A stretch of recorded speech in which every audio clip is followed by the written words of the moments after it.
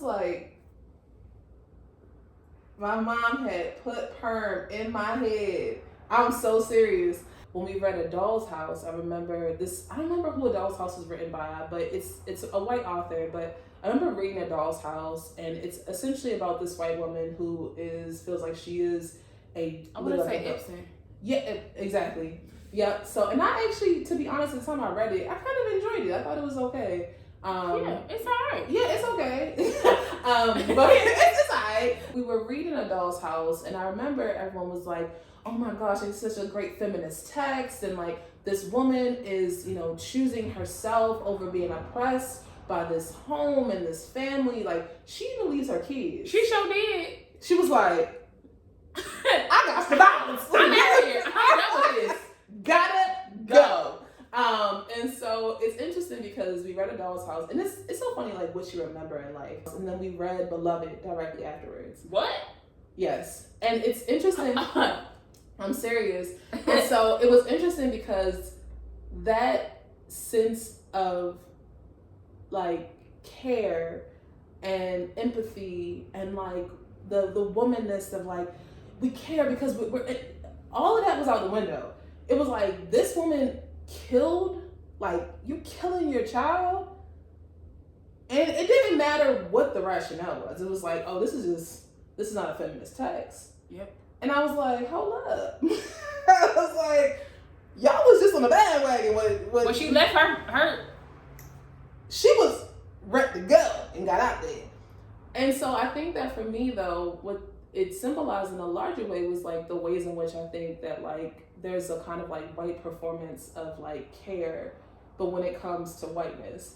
But when it comes to Black women, that same care and that same level of empathy is just not there. No, because feminism is not the same for white women as it is for Black women, if you will. Yeah. I mean, even with the women's suffrage movement, it wasn't to liberate Black women. It wasn't to free Black women. I mean, as a matter of fact, it caused a lot more harm to Black women in the sense of there still needed to be a hierarchy. There still needed to be, I'm still white, I'm still supreme, and yeah, you're a woman, but you don't need to have the rights of women. I think that was even some of the discourse around the patriarchy with Black men wanting to get their rights and vote and be free. It was like, are you really trying to get freedom for all of us as a community, or are you just trying to align with the patriarchy and get the benefits of that? Yeah. Now, that's a whole different conversation for a different day. Yeah. But it still is a violence against Black women because we're not able to look at the humanness. Yeah. And then looking at the time of Beloved, we're talking about enslavement. So, like, even that in itself is, like, should put us in a different type of vernacular, but it doesn't in the human experience when we get to talking about, oh no, but she killed her child. She didn't leave her child, she killed her child. Yeah. Yeah, but look at the look deeply into the circumstances. Girl, we didn't dissect text. Yeah, no, but all of this to say, I think that in the moment that I was in, I was such a young, impressionable person that was, like, trying to make sense of my own humanity. That is right. Like, I was also trying to think about, like, how do I care for myself? How do I see myself as woman, as person? While being in that while being in it. And then, to be honest, I think that it really radicalized me very young. Like, I think I was always very, like, rah-rah. Like, coming from the space I was in, my family are very, like, gregarious. They're rah-rah people. Like, they gonna tell you how it feels. Nah, yeah, and so they're not holding back. Yeah, they're not letting it fester at all. So I think that very young, I was like, if you have something to say, you better say it. You better say it with your whole chest. And so I think that once I got to school, it was very much so the same. But I was in Black space where I felt like, again, Black people were such a there was such a spectrum of humanity. There was such a, like, some people were feeling a certain way and other people felt another kind of way. Right. But I think that once I got to high school and I was like, oh wow, like, there's a different kind of Black person that I hadn't encountered before. Also, there are different kinds of white people that I hadn't encountered before. And there's also, it's a spectrum of them too. Yeah. The spectrum of everyone. Yeah. And so I think that a lot of it was me trying to really process, like, who am I in relationship to this text? How valuable am I in this space, like, to these people? And then this is, like, my last little tangent on this. It's not long, I promise, but from reading all these things, I was like, you know what? I'm always trying to be considerate of them. They're never trying to be considerate of me. So I decided, I think it was my sophomore year of high school, that I was gonna stop perming my hair. And my mom was like, okay, I mean, do what you want to do. Like, my mom was very much so like, if you believe in something, go ahead and do your thing. Same. Up until the point where I told her I was gonna receive, there was like some kind of award ceremony, and they had sent a letter home, but I didn't see it. So my mom knew this was gonna happen, but I didn't. So I was like, my mom was like, oh yeah, tomorrow is your, the awards thing at school, and I was like, yeah, I know. And she was like, we're gonna do something to your hair. And I was like, what do you mean? She was like, I mean, you need to get it done. I was like, it is done. And this is me, I think I'm like 16 at the time. And I was like, yeah, Ma, it is done. And she was like, well, I just want you to look presentable. I said, I look presentable every day. And she was like, Tuesday, I'm not gonna argue with you. I just want you to look nice. And she's tomorrow. looking at your hair, and I want to know what your hair look like. My hair, it's funny because it looks exactly like it looks underneath this wrap right now. My hair is beautiful just like yours. But at 16 going to get an award, this wasn't it. So yeah, my mom was very much so. So what happened, my mom goes into the kitchen, and I'm thinking she's just making dinner because I hear the pots and everything. And she comes out and all I hear is splat. And I was like, my mom had put perm in my head. I'm so serious. And I remember them like, why'd you do that? So devastated. And she was like, you're gonna look nice tomorrow. And so tomorrow comes, and again, my hair is now permed, and they're like, we want to award Tuesday Barnes with the like Diversity Honors Award, something like that. Yeah. And I remember getting that award and being like, I didn't get this award as myself. I got this award as somebody else. Wow. And that doesn't feel good. And my family was there. Like, my mom had told my grandmother to come. Everybody showed up. But I was like, this isn't me.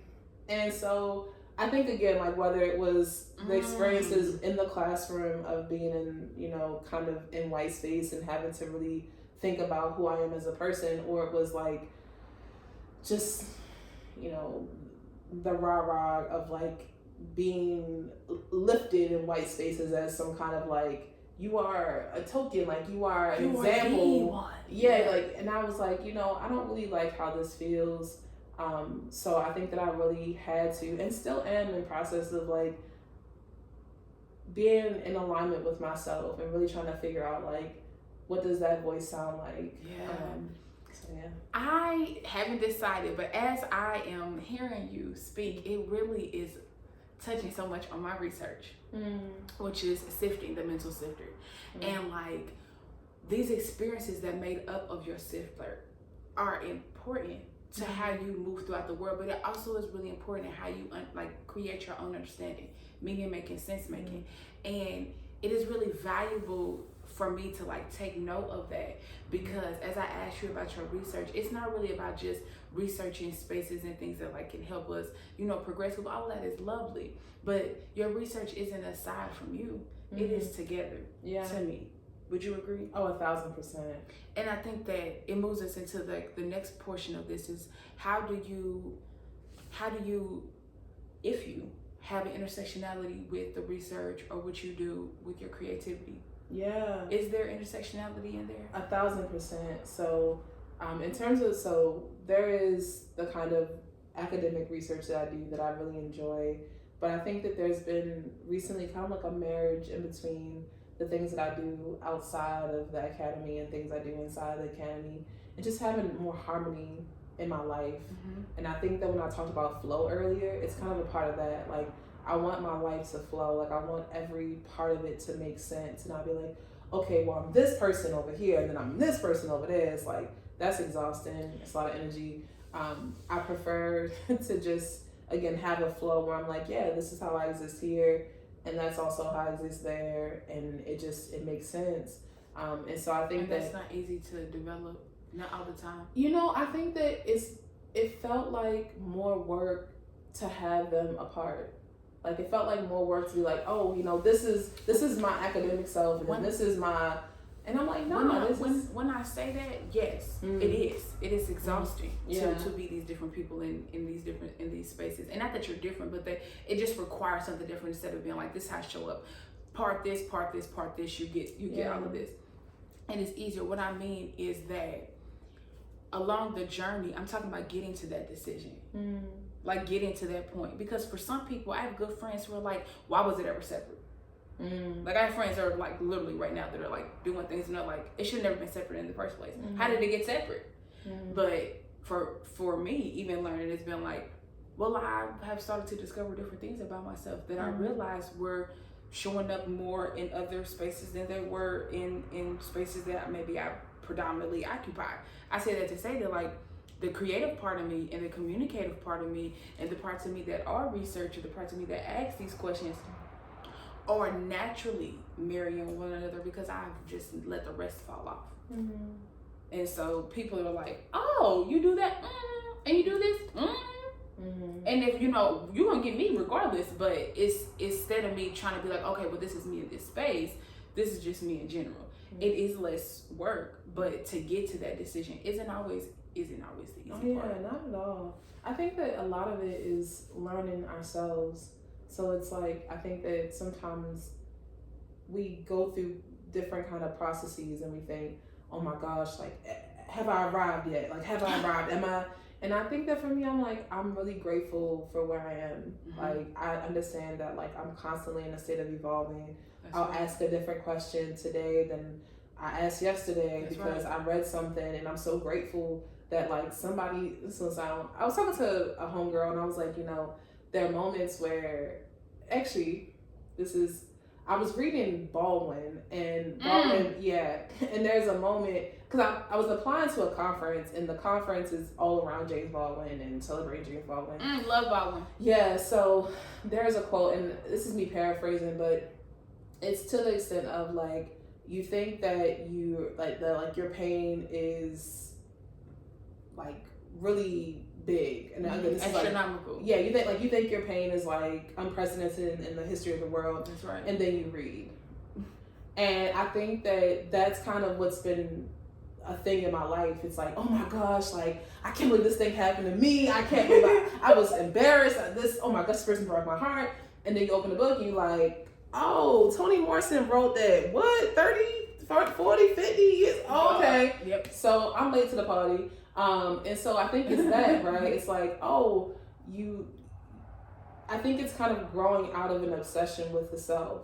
It's like, I recognize that I'm part of something that's bigger than me. That's right. And because I'm part of communities and I'm able to talk to different people, and they remind me of my humanities. They remind me that I'm not alone. They remind me that, like, what I'm going through is actually not that deep. It's not that deep. I'm going to be okay. I've always been okay. I've always been protected. And that's kind of where I kind of pull from these days. It's like, I'm protected. I'm fine. I've always been okay. I'm always going to be okay. And that hasn't always been true. Like, I had very bad anxiety, had a very dark portion of my life where I really was just going through. And I think that when I was going through that, it was like, am I gonna get out? Like, I need to get out. I need to get out. Yeah. And so now I'm like, I think that I say the privilege of that, but the benefit of that now is that when I'm talking to folks who are going through, as I went through, that I can say, like, listen, this is a moment, and you are still protected, even in this moment, even in the hardship, even in the gray and the embarrassment and the shame. You went through that yourself. Yeah. And being on the other side. Yeah. Is a whole different experience than being in the trenches. Oh, 1,000%. I wouldn't have known you had terrible anxiety the way that you performed at the Black Theater Block Party. Ew. I wouldn't have known that. Ew. I wouldn't have known that at all. Even the way that you came into rehearsal, I wouldn't have known that. I mean, you came in like, I mean, like a wrecking ball. Now you came in. I mean, I would have thought you had been performing, and you hadn't been. No. That was your first time? In a long time. In a long time? In a long time, yeah. Well, I wouldn't say that's your first time then. In a long time? It's not the first time. Yeah. But I will say that I was moved. Okay, so Black Theater Block Party annual event was a part of my thesis, and the 4 pillars of that is conversation, community, social change, and performance. And I want to say, in terms of creativity and like marrying the two together, when I saw you perform, which is also to me is a testament of you being on the other side. What is it like to be able to do a thing and not feel like it is heavy, like it doesn't feel like it'll break you? I think it's like honoring the thing. So I think that a part of me is like, I want to be able to honor whatever I'm doing and be fully in it and give it all of me and then say thank you and release.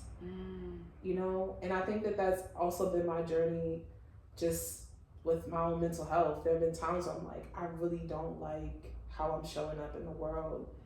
And a part of my healing has been thank you. Like, and saying thank you to a part of me that I didn't like has been really hard. Like, I don't like this. I didn't like this. I'm still trying to love this. Trying to give it space.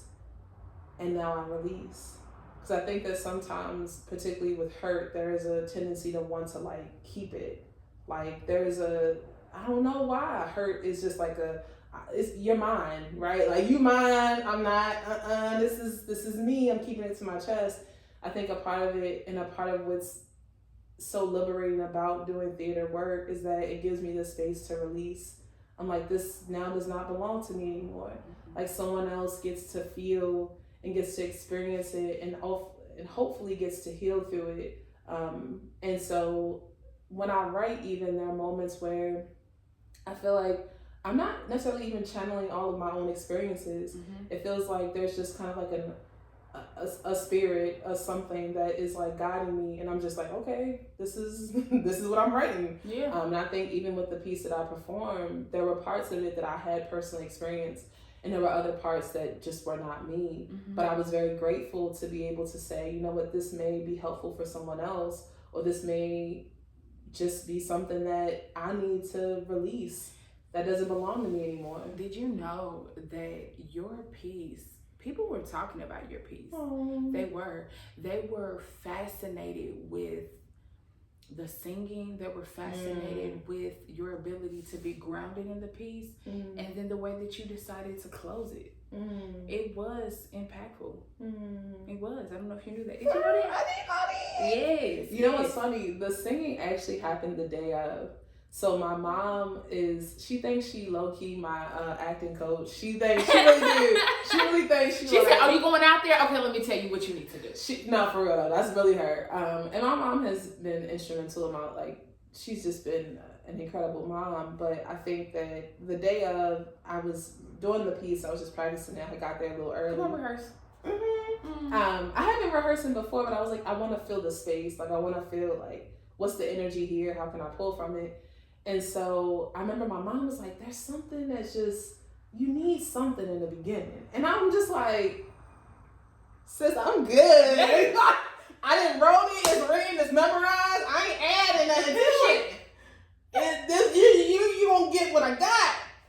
The memorization alone. Yeah, so it was funny because I memorized and I was just kind of on it. I was just like doing it. And then my mom was like, you need something.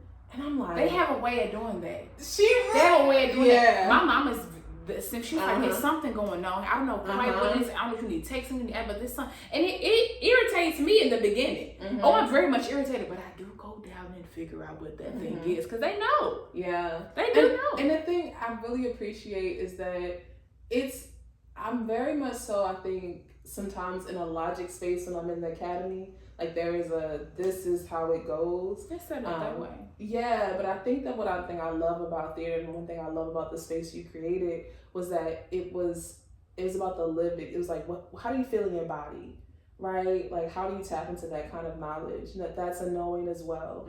So like when my mom was like, it's just something I feel, and I'm like, you right though. Right. So okay, that should be that. And so oddly enough, I don't even know. I think it was just like, and I credit some of this stuff to just like spirit coming through. But it was just literally, I heard hush, and I was like, what that supposed to mean? What am I do with that? Right, like what am I gonna do with that? And then the song just came to me, and I was like, huh. And it fit, and it felt so good. It was weird because it gave me chills. Like I said, take Yeah. And so it was wild because again, I did it, and I'm not a singer. Like that's not something I do particularly in my work. So I was like, okay, well, I'm also being kind of vulnerable because I'm doing like a singing part. Very much so. And I was like, I'm not a singer. Like, that's not me. But I was like, but this is what it's calling for, so I'm going to do it. And then it felt so good to do. And then I think as the piece progressed, there are moments when I write where I want to be respectful of the people in my life. And so there was, the writing wasn't about my mom or my grandmother, but the words mom and grandma show up. And so there were representations of things. Yeah. Maybe moments. Yeah. Symbols. And so I think a big part of me was like, I want to honor them too. Like, I want to honor that they're people. But my mom was so like, just supportive. She was so on board. She was. I said, cause that day started. It was windy and it was cold. But she was proud. Do you hear me? She was there. I said, I love it. And my auntie came too, and my cousin eventually came. And my homegirls came, but it was really beautiful to be able to like perform. So I really appreciate you again for creating that space. No, real talk. Like, it means a lot to be able to. I think there's one thing to live your gift, but there's another thing to welcome other people to live their gifts as well. And so there's actually, I remember Ava DuVernay says this. She's like, if your dream only includes you, it's not big enough.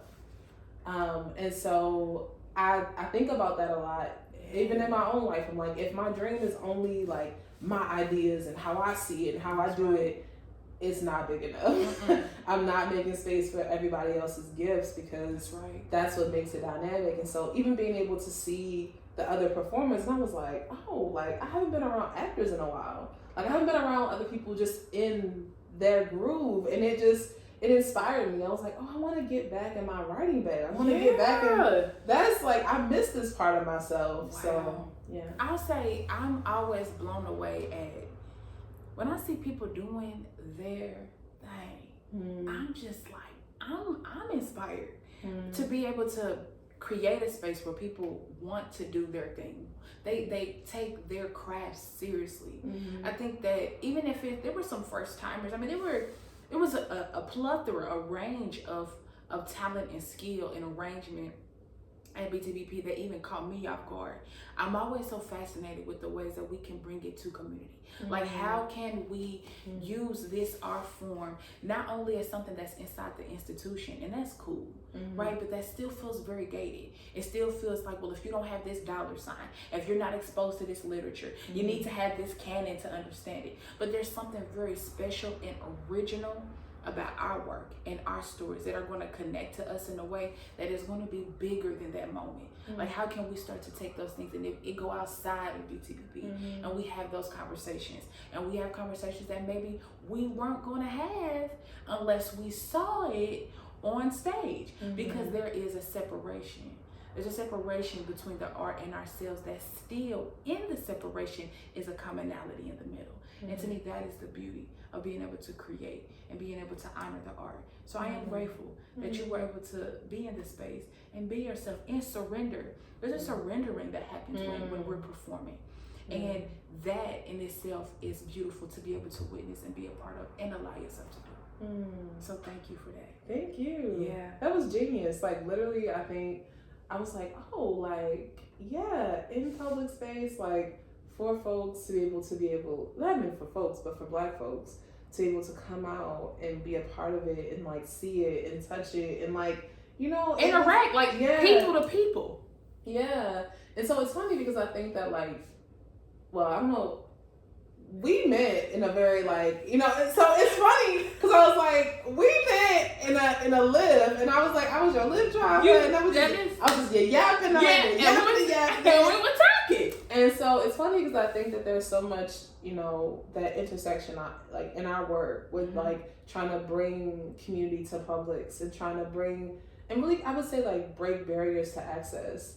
Because I think that, like, for me, so much of what I care about when I, Do the tribe is really around like how can we create community for Black women where there isn't some kind of paywall in front of it. That's right. There isn't this like you gotta come to brunch and spend the minimum $80 to $100, like, or like I can only have deep conversation with people that like I know for 20 years. Right, it's like, it's not true. Nah, it's like actually you can be in community and you can be safe and you can be loved on. That's right. You can show up as yourself. I think it's ingenious the way that you've done the tribe.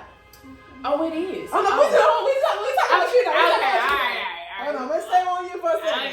Okay. No, but I think, but again, like that, being able to create space and bring people together is not an easy task. And I think as someone who does that work, I'm like, like bringing people together and being able to say like, hey, I want to foster a space that like, where love is the center. That's right. That's, not everybody can do that. You can say it, but people may not feel it. And I feel like you said it and then we felt it. And that means a lot. You know what? Because it's not about just theater, right? Like, it's not just about performance. We're like, oh yeah, I've seen this before. It's theater in the park. And I'm like, it's not just theater in the park. There are pillars of this specific event that you're not going to get anywhere else. One, you're going to have a communal experience that feels like home. How are you going to learn how to play spades? Because it's also about passing on tradition. So you're going to learn how to play spades at BTVP if you don't know how, right? We're going to have cultural conversations just around games like culture tag. We're also going to bring the academy outside with the mental sifting theory about understanding our positionality in the world and identity and connecting that to social change as it relates to our purpose. You're not getting that nowhere else. You can bring your kids and be able to come and they can learn in the environment and be able to be inspired to be whatever that they want to be in that space. And then you can act yourself. There's a space in which you can become an actor. We give you a script and you do the thing. And then if you want a little feedback and coaching, we can give you that. I also giving artists the opportunity to present their original work in a way that feels like they're honoring themselves. This to me is important to our community. And this is my gift. This is my offering. My work. This is my offering to community. And I'm hoping that it continues to flourish and grow and give other people the opportunity to bring their art and their work and their greatness to be able to keep doing the thing. I'm grateful for that. I am.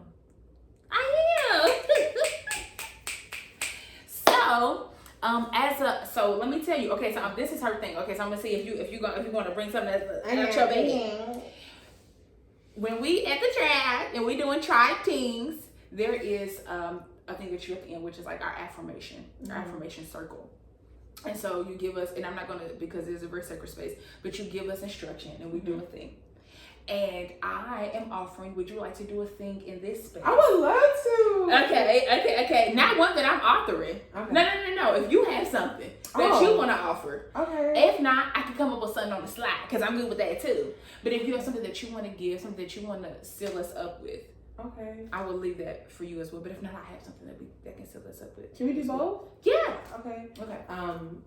This is just on my heart that love is abundant. Like, love has never and will never miss me. It always finds me. Yes. It knows where I reside. And it's always seeking me. I believe that. Yeah. I do. I just felt like it was on my heart. I was like, yeah. Yeah. Okay. Yeah. Yes, and as we say, I encourage us to be able to find that affirmation that we need to say to ourselves so that we are drawing what we need every day and every night. Because it's important that we know these things. It's important that we know if it's love that's binding us, it's important that you know that. It's important that you know that your self-talk does matter. And it does shape the way in which we see ourselves and interact with community.